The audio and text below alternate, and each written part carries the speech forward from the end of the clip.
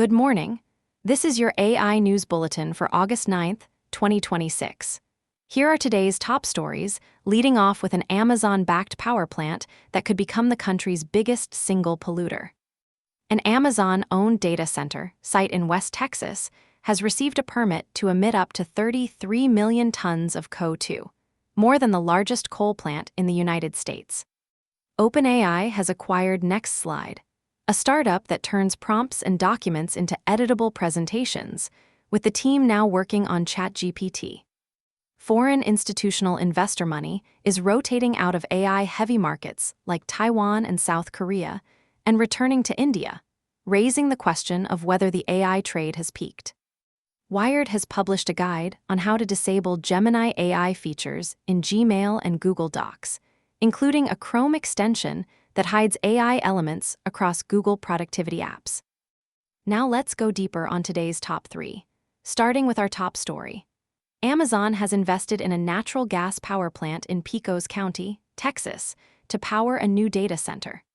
The plant, known as GW Ranch, would use 35 gas turbines to generate roughly 7.65 gigawatts of electricity, primarily for the data center rather than the state power grid.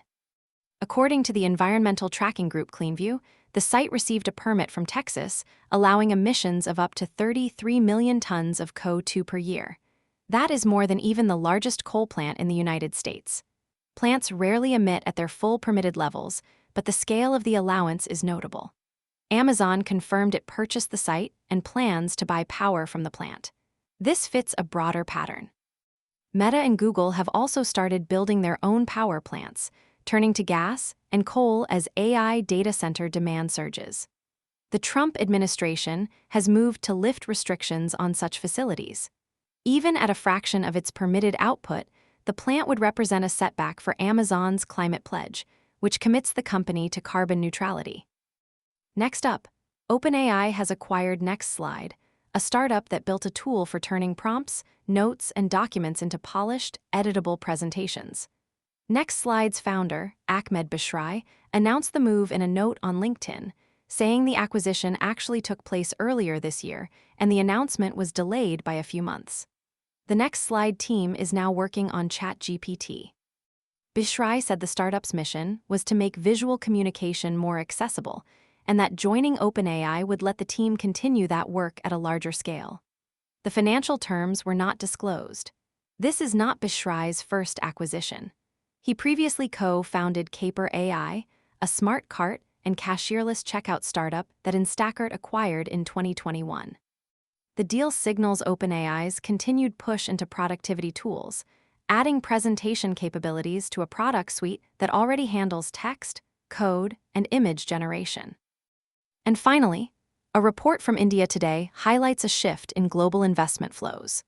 Foreign institutional investor money is rotating out of AI-heavy markets including Taiwan, South Korea, and Japan, and returning to India. The report frames India as an anti-AI trade, a market attracting capital as investors question whether the AI trade has peaked. Taiwan and South Korea have been among the biggest beneficiaries of the AI boom due to their role in semiconductor manufacturing. Japan has also drawn inflows tied to chip and AI-related investment. The report suggests that as those markets have become crowded, some investors are looking elsewhere. India's large domestic market and growing technology sector make it a natural alternative. Whether this rotation marks a temporary rebalancing or a more durable shift away from AI-concentrated investments remains to be seen, but it is a signal that not all global capital is chasing the AI theme. Stepping back, today's stories capture two sides of the AI moment.